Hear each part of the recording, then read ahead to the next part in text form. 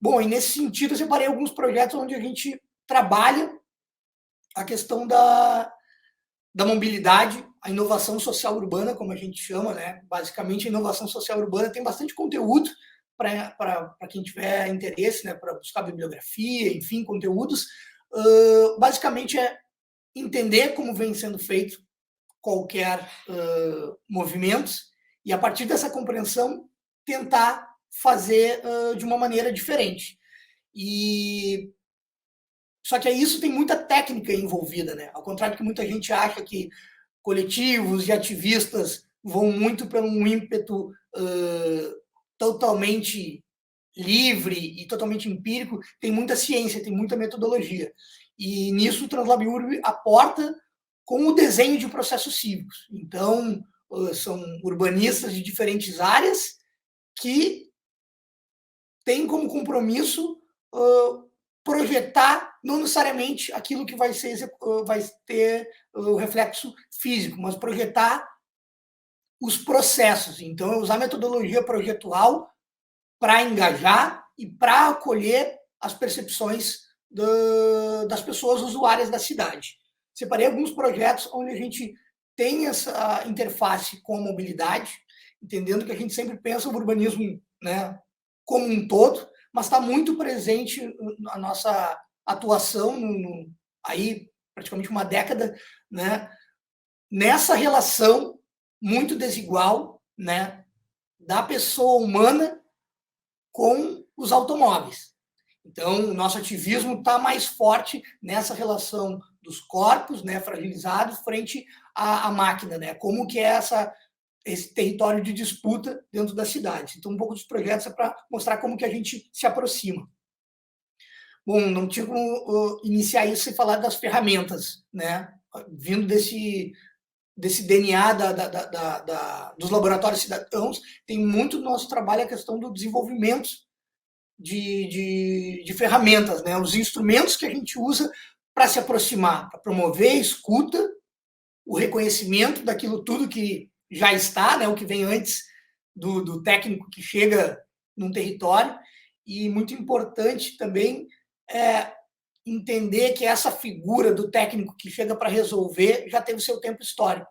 Agora, a gente acredita e atua muito no desenvolvimento dessas pessoas técnicas que são mediadoras. Então, não chegar e resolver com o traço, né, vindo dessa questão técnica, excessivamente acadêmica e até algumas vezes corporativista das profissões, mas entender como que a gente pode mediar, né, os diversos diálogos possíveis dentro da cidade. Então, as ferramentas, né, elas prestam muito serviço nesse sentido, né, das leituras das pré-existências e também de como que a gente levanta essas camadas sensíveis de informações. Então, aí só algumas imagens para ilustrar, né, um pouco desse ferramental, dessa caixa de ferramenta que a gente usa nos diferentes projetos, né, os mapeamentos, a escuta se faz de várias maneiras, o que tem a camada lúdica, quando a gente fala em dados, a gente sabe que tem os dados duros, quantitativos, mas a gente trabalha muito também como a gente pode colaborar para criar essa camada de informação sensível e, né, dados qualitativos. Aí a gente tem também o contato, a escala, né, a relação dos nossos corpos pelo ambiente, né? Ali essas imagens de trabalhar os outros sentidos, muito importante também. Momentos de cocriação, codesenho, identificação, tudo isso dentro desse escopo, né, da pedagogia urbana, fazerem as pessoas pensarem, atuarem e enxergarem de maneira diferente, né, não utilitarista, né, a sociedade, também corresponsabilizando. Bom, dentro do eixo da pedagogia urbana, o Translab Urb tem alguns projetos permanentes. A microescola urbana, que eu separei aqui algum exemplo, é um projeto permanente, né, que a gente mantém sempre para tratar e ser essa porta de entrada para as pessoas não iniciadas tecnicamente nos temas urbanos. Então, aqui eu separei, né, a microescola urbana diretamente tratando sobre a mobilidade, né, a experiência a pé com crianças, as ferramentas de deriva e cartografias afetivas, também os exercícios de mão na massa, a gente sabe todo o poder transformador que isso tem, então, né, as nossas convocatórias relâmpagos para os exercícios de urbanismo tático. Também a gente tem um outro projeto permanente, que são, né, o chamado Sessões no Espaço, onde a gente vai para o espaço público para fazer o debate sobre os variados temas urbanos. Aqui eu separei os mais recentes que a gente trabalhou agora nessa retomada, do chamado retomada pós-Covid, mas ainda estamos no Covid. Aqui a gente teve um trabalho específico, né, ocupando uma praça da cidade de Porto Alegre, com convidados, né, no caso estava o Sampapé, né, o Bike Anjo, o Pedala Black, então trabalhando sobre mobilidade ativa, mais especificamente sobre realidade local, né? Teve também uma sessão no espaço onde a gente discutiu o plano cicloviário, junto com as pessoas na rua, né, promovendo muito diálogo.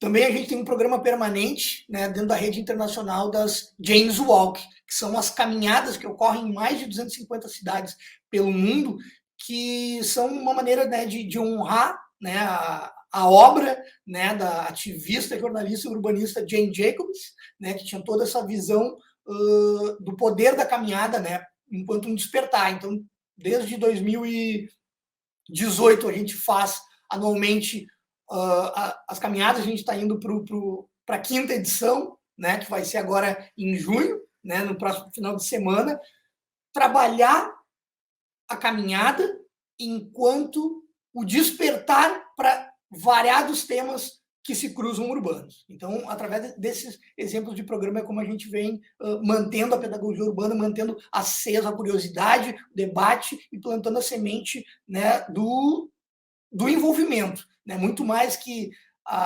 que opinar, que a gente se envolva, né, na criação, né, formular as perguntas que a gente vai responder. Muitas vezes a participação, a gente entende que ela acontece muito fragmentada, né? As pessoas às vezes são convidadas para responder perguntas das quais elas não participaram da formulação. E a gente acredita que dá alguns passos antes, né? Essa é a escuta ativa que a gente tenta promover. Bom, vou lá para 2014, projeto aqui em Porto Alegre, Rua para Pessoas, onde a gente teve um debate sobre o quadrilátero histórico aqui, um conjunto de ruas comerciais aqui no Centro Histórico de Porto Alegre, onde a gente aproximou a sociedade civil, a academia e o setor privado para melhorar a relação que as pessoas tinham com o entorno, né? Então, tinha muito conflito ali de pessoas não tendo espaço nas calçadas, né? O centro histórico com as calçadas muito pequenas, muito movimento de carro e as pessoas andando na rua, sendo que é uma zona muito comercial, enfim, uma série de problemas identificados por diferentes perfis de usuários desses territórios. A gente promoveu também uma série de encontros, aplicando essas metodologias de primeiro de escuta e depois de cocriação dessas soluções, e depois a gente foi ao encontro da administração pública para mostrar, né, a inteligência coletiva das usuárias desse espaço chegou em propostas. Então a gente né, teve esse processo bem longo, bem político aqui na cidade de Porto Alegre em meados de 2014 e se arrastou até 2016, com as reuniões, com as secretarias, enfim, a gente tinha como resumo, assim, 2 fases, né? Uma de educar e a outra de consolidar. Infelizmente, politicamente não foi à frente a parte de consolidação dessas melhoras, mas a parte de educação, o resumo, né? Poderia fazer uma live só sobre esse projeto. 2015, 2016, a gente, nessa fase de testar algumas melhorias, reordenar mobiliário, entender algumas tomadas de decisões administrativas para melhorar essa relação entre né, o eixo carroçável ali com os veículos motorizados e as calçadas, a gente, sem saber naquele momento, criou, né, a primeira pedestrovia de Porto Alegre. E aí tem algumas imagens para vocês entenderem, né? Parece muito simples, mas é uma vitória, né? A gente conseguiu evoluir do tático só da pintura para os tachões, isso se mantém até o ano de 2022, ainda está lá essa conquista do espaço para as pessoas, né? Enfim, ainda não teve a obra para consolidar essa abertura, mas teve algumas vitórias, né, dessa construção de baixo para cima, né, um processo que inicia com as pessoas e chega até a administração pública. Pulo rapidamente aqui já para São Luís do Maranhão, e num trabalho de um laboratório urbano efêmero, foi uma parceria com uma série de atores, né? Foi um trabalho que a gente fez no Centro Histórico, né? Como muita gente deve saber, é um centro histórico bem peculiar do Brasil, uma capital que é uma ilha, patrimônio da Unesco, patrimônio nacional, estadual e municipal, muito complexo para trabalhar, sob o ponto de vista, né, da intervenção urbana. E a gente estava trabalhando um conjunto de galpões, e no meio disso, desse laboratório urbano, a gente identificou como os espaços podem ser os vetores para identificação e proposta de soluções para problemas cotidianos. Aqui na imagem, a gente está vendo já o processo posterior, né, dessa série de ferramentas de cocriação, no qual a gente está já executando a solução, o protótipo de uma solução. Aqui ela já sendo instantaneamente utilizada, né, isso é ano de 2018, basicamente tem essa relação do ambiente histórico, e essa foto é muito importante porque algumas horas depois dessa intervenção feita na madrugada, a gente tem uma aceitação imediata, né, um entendimento, uma leitura imediata por parte da população. E essa foto aérea mostra muito, né, como que é essa construção. Na parte de baixo da imagem tem um grande terminal rodoviário. Infelizmente, os nossos colegas, né, projetistas dentro dos quadros do município não tiveram a sensibilidade de propor uma travessia reto na ladeira, que é uma ladeira muito específica, tem faculdades, colégios da rede pública, tem Instituto Federal, uma série de edifícios públicos. Mesmo assim, as pessoas tinham que descer essa ladeira, caminhar 900 metros para cruzar num ponto, sendo que era óbvio que deveria cruzar direto ao acesso principal, né? Então, esse tipo de identificação trabalhada com as pessoas para depois chegar na solução, no protótipo da solução, é o que a gente identifica como o sucesso de um processo. A gente utiliza muito mais aqui no Translab Urb a palavra processo do que o projeto, porque muitas vezes o aprendizado, plantar essa semente cívica, retomar o interesse das pessoas para as questões urbanas, vem num processo. Óbvio que nas imagens a gente vê o resultado, né, se compartilha o sucesso das ações, mas é interessante pensar que a gente teve algumas semanas, algumas horas de encontro posterior até chegar no que aparentemente é uma intervenção de pintura. E isso aparece muito com a ferramenta do urbanismo tático, né? A gente vê o resultado da pintura, mas é fruto de um processo muito mais profundo. Então, essa imagem mostra um pouco de contexto. Também outra intervenção, um local histórico, a mesma ladeira, lá na parte alta, né, da cidade, como que a gente conseguiu uma intervenção que não ferisse muito a questão histórica, né? Então aí a tinta cal, mas também as pessoas estacionavam, sujavam, bloqueavam esse eixo que estava ali posto. Então são algumas intervenções bem simbólicas que mais assim, além da intervenção, depois da participação, a gente entra nessa etapa de acompanhar, levantar os dados, medir, promover as contagens, né, do efeito disso, para depois mostrar para os órgãos competentes que sim, é possível dar ouvidos à solução que vem de usuários e usuários, para depois buscar soluções permanentes. Então, um pouco isso do papel dos coletivos nessas dinâmicas né, utilizar a inteligência coletiva. Aqui também eu vou para uma outra chamada, né, uma microescola urbana, né, feita num verão aqui em Porto Alegre, na qual a gente faz a convocatória relâmpago, identifica um problema, né, apresenta para as pessoas as soluções, a ferramenta do urbanismo tático, pessoas de todas as áreas, de todas as origens, a gente propõe a intervenção. E a intervenção tem um poder muito importante, assim, as pessoas se sentem parte. Então, essa retomada de cidadania, muitas vezes, saber que participou de um processo de reuniões, e também a mão na massa ela consolida isso, as pessoas passam a acompanhar mais o tema porque elas foram parte. Então, basicamente, aí tinha uma questão de uma esquina que tinha, historicamente, aqui em Porto Alegre, tem, né, uma ocupação cultural, né, com o samba muito forte aqui em Porto Alegre, e esse conflito com os automóveis era notório já de muitos anos. E a gente fez essa intervenção para dar destaque nessa questão.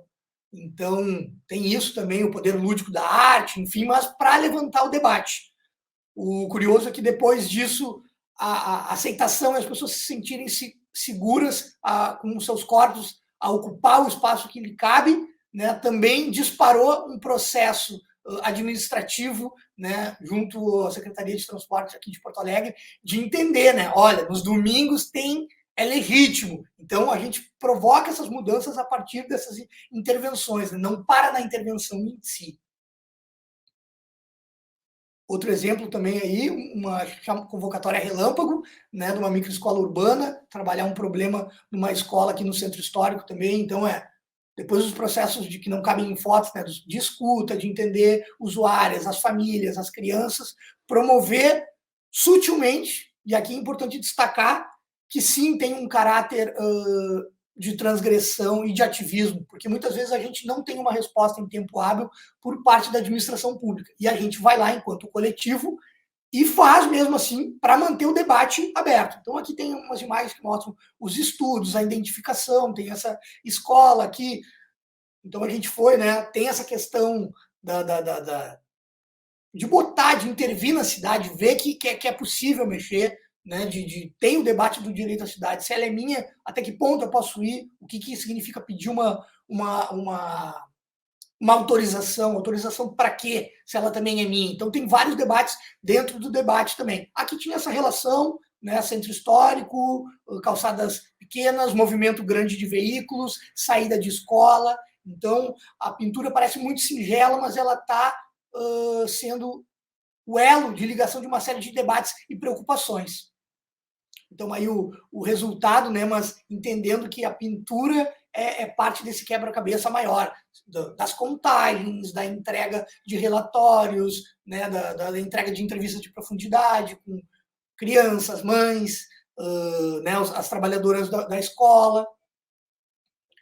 Aqui eu já pulo para um outro projeto também. Separei bastante coisa com urbanismo tático, mas aqui é um projeto bem emblemático também, Campo Grande, capital Mato Grosso do Sul, também um projeto que tinha o Banco Interamericano de Desenvolvimento, governo do estado do Mato Grosso do Sul, prefeitura da capital, uma série de setores sociais envolvidos, né, que a gente envolveu num laboratório também de soluções urbanas. E aqui na placa mostra ali, a gente conseguiu incluir as agências de trânsito da capital do Mato Grosso do Sul.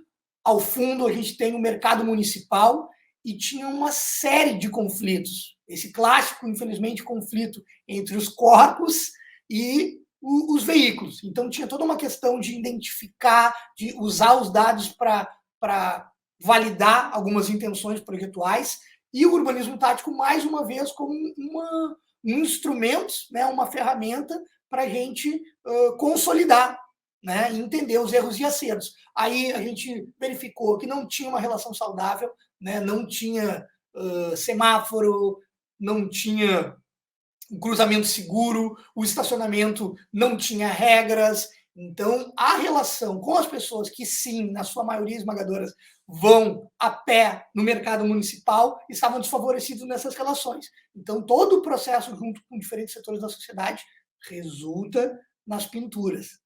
Então, aqui retomando o espaço, né, tipo esse debate do estacionamento, do veículo privado, retomando, né, criando as passagens seguras. Léo, 2 minutinhos, por favor. Sim, muito obrigado. Eu vou Obrigado. só passando rápido. Aqui também, né, o urbanismo tático, né, como que a gente usa ele para esse debate, né, do espaço do carro das pessoas. Mais uma vez também aqui em Campo Grande, um projeto que eu vou passar bem rapidinho, né, que esse é no contexto da pandemia, a partir de um pedido de socorro da Associação de donos de bares e restaurantes, né, que com a pandemia estavam sofrendo muito, né, não podendo atender as pessoas com um distanciamento, todas as regras da Organização Mundial da Saúde. Então, atendendo a eles, a gente usou algumas técnicas, né, do urbanismo tático para ampliar a área de calçada, ampliando a área de atendimento com essa segurança sanitária e também lidando com algumas questões dessa relação de tráfego. Por exemplo, aqui, alteração de ângulo, né, da curva, né, das esquinas, sempre muito problemático, reduzindo o tamanho e o tempo das travessias, né, criando algumas possibilidades para essa relação mais saudável entre veículos e pessoas. O interessante é que esse foi feito no segundo semestre de 2020 e agora a gente está muito feliz que foi validado, né, a partir de do acompanhamento da intervenção tática e está acontecendo a obra agora dessas modificações permanentes.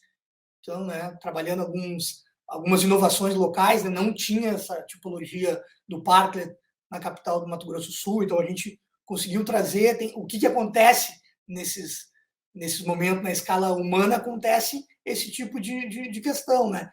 Não é só uma pintura e tirar vagas de automóvel, é preencher com vida.